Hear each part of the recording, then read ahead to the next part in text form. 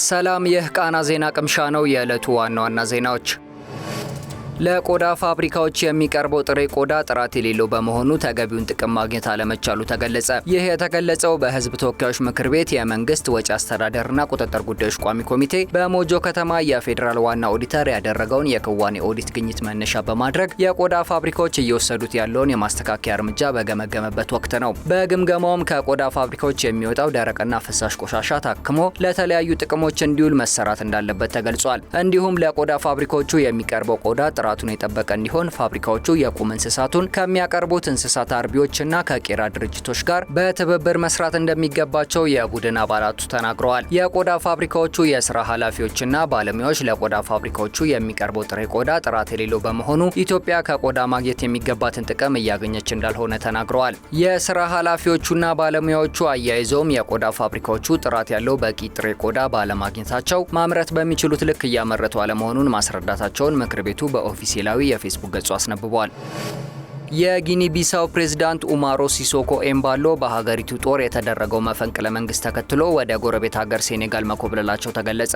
በሀገሪቱ ባለፈው እሁድ የተደረገው ምርጫ ተከትሎ ሀገሪቱን በመምራት ላይ የሚገኙት ፕሬዝዳንት ኤምባሎ እንዲሁም ተቀናቃኛቸው ፈርናንዶ ዲያዝ ዳ ኮስታ ምርጫውን ማሸነፋቸውን ሲናገሩ እንደነበር አዣንስ ፍራንስ ፕሬስ ዘግቧል። ይህን ተከትሎም በጊኒ ቢሳው የሚገኙ ወታደራዊ መኮንኖች ከትላንት በስቲያ የህግ አውጪና ፕሬዝዳንታዊ ምርጫ ሂደትን በማቆምና ድንበር በመዝጋት ሀገሪቱን በጠቅላላ እንደተቆጣጠሩ ማስታወቃቸውን ዘገባው አክሏል። ጦሩ ስልጣኑን በያዘ ማግስትና የምርጫው ውጤት ይፋ እንዳይደረግ ካደረገ በኋላ በቅርብ ዓመታት ለፕሬዝዳንቱ ቅርብ እንደነበሩ የሚቆጠሩት የጦር አዛዥ ጄኔራሉን ሆርታን ታምን ለአንድ ዓመት ሀገሪቱን እንዲመሩ መሾሙ ተገልጿል። የጦር አበጋዙን በሰራዊቱ ዋና መስሪያ ቤት ቃለ መሐላ በመፈጸም ስልጣኑን ተረክበዋል። የሀገሪቱ ፕሬዝዳንት ኡማሮ ሲሶኮ ኤምባሎን እንዲሁም ተቀናቃኛቸው ፈርናንዶ ዲያዝ ዳ ኮስታ ጦሩ በቁጥጥር ስር አውሏቸውም እንደነበር ተገልጾ ነበር። ሆኖም ፕሬዝዳንቱ በመንግስታቸው የጦር አውሮፕላን ሴኔጋል እንደገቡ የሀገሪቱ የውጭ ጉዳይ ሚኒስቴር አስታውቋል ሲል ኤኤፍፒ በዘገባው አክሏል። ዲያዝ በበኩላቸው የእሁዱን ምርጫ እንዳሸነፉ እንደሚያምኑና ምርጫውን አሸንፊያለሁ ብለው የሚገልጹትን ፕሬዝዳንት ኤምባሎ ቢሮአቸውን እንዳይረከቧቸው ለማድረግ ይህን ነገር አቀነባብረዋል ሲሉ ነግረውኛል በማለት የፈረንሳዩ የዜና ተቋም ገልጿል። የተባበሩት መንግስታት ድርጅት ዋና ጸሐፊ አንቶኒዮ ጉቴሬስ ድርጊቱን ተቀባይነት የሌለውና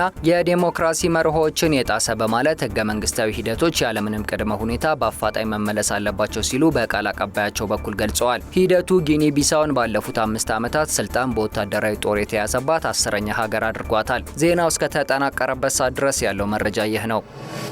በቻይና ሆንግ ኮንግ በመኖሪያ ህንጻዎች ላይ በተከሰተው የእሳት አደጋ ምክንያት ህይወታቸው ያለፈ ሰዎች ቁጥር 128 መድረሱ ተገለጸ። ህይወታቸውን ካጡ ሰዎች በተጨማሪ አሁንም የገቡበት ያልታወቀ በርካታ ሰዎች መኖራቸውን አዣንስ ፍራንስ ፕሬስ ዘግቧል። በቻይና የፋይናንስ ማዕከል ሰሜናዊ ክፍል በምትገኘው ታይፖ ወረዳ ዋንግፉክ መኖሪያ 8 ህንጻዎችን እንዳዳረስ የተገለጸውና ከ8ቱ ህንጻዎች በ7 ያህሉ ላይ ጉዳት ያስከተለው የእሳት አደጋ ከትላንት በስቲያ መከሰቱ ይታወሳል። በዚህም አደጋ ህይወታቸውን ያጡ ሰዎች ቁጥር 128 መድረሱና መጥፋታቸው ተገልጾ የተዘረዘሩ 200 የሚጠጉ ሰዎች መኖራቸውን የፈረንሳዩ የዜና ተቋም ዘግቧል። እንዲሁም 89 ያህል ሰዎች አስከሬን ማንነት እስካሁን እንዳልተለየም አስነብቧል። ከ40 ሰዓታት በላይ ሲነድ የነበረው እሳት ዛሬ ጠዋት ላይ በቁጥጥር ስር መዋሉ የተገለጸ ሲሆን የአደጋ ጊዜ ሰራተኞችን በ1800 ያህል ቤቶች በህይወት የተረፈ ሰው ካለ ለማግኘት ሲያደርጉት የነበረውን ፍለጋ አጠናቀዋል ተብሏል። የከተማዋ መንግስት ዛሬ ጠዋት በሰጠው መግለጫ እሳቱ ከአንደኛው ህንጻ የታችኛው ወለል የአደጋ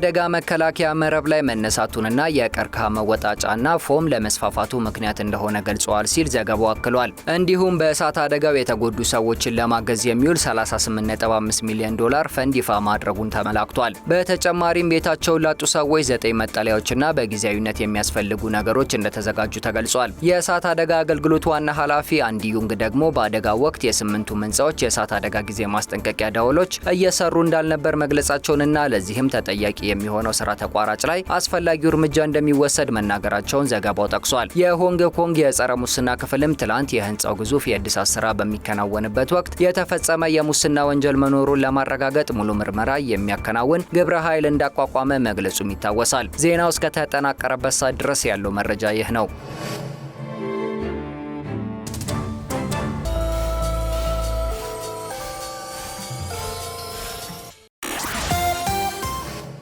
የኢትዮጵያ ብሔራዊ ባንክ በተሻሻለው የባንክ ስራ አዋጅ መሰረት የስታንዳርድ ባንክ ተወካይ ጽሕፈት ቤትን የስራ ፈቃድ ማደሱን አስታወቀ። ገዢው ባንክ በአዲሱ አዋጅ መሰረት የውጭ ባንኮች ተጠሪነት ለኢትዮጵያ ብሔራዊ ባንክ እንዲሆን መደረጉን አስታውሷል። ከአሁን በኋላ የውጭ ባንኮች ተወካይ ጽሕፈት ቤቶችን ፈቃድ የማደስና አሰራራቸውን የመቆጣጠር ኃላፊነት የብሔራዊ ባንኩ ይሆናል። በዚህም መሰረት ከዚህ ቀደም በንግድና ቀጠናዊ ትስስር ሚኒስቴር የተሰጡ የውጭ ባንክ ተወካይ ጽሕፈት ቤቶችን ፈቃድ የማደስ ተግባርና አዳዲስ ማመልከቻዎችን የመገምገም ስራ ማከናወን መጀመሩን ይፋ አድርጓል። በሂደቱም የስታንዳርድ ባንክ ተወካይ ጽሕፈት ቤት የመጀመሪያው በኢትዮጵያ የፈቃድ እድሳቱን ያከናወነ ተቋም መሆኑን ገዢው ባንክ አስታውቋል። የተወካይ ጽሕፈት ቤቶች ለውጭ ባንኮች እንደ የንግድና ግንኙነት ማዕከል ሆነው በገበያ ጥናት፣ በግንኙነት ግንባታና በማስተዋወቅ ስራዎች ላይ የሚሳተፉ ሲሆን የባንክ አገልግሎት መስጠት አሊያም የገንዘብ ልውውጦችን ወይም ዝውውሮችን እንደማያከናውኑ ባንኩ አስታውቋል። ስታንዳርድ ባንክ አገልግሎቱን በአፍሪካ፣ አውሮፓ እንዲሁም በአሜሪካ እየሰጠ ይገኛል።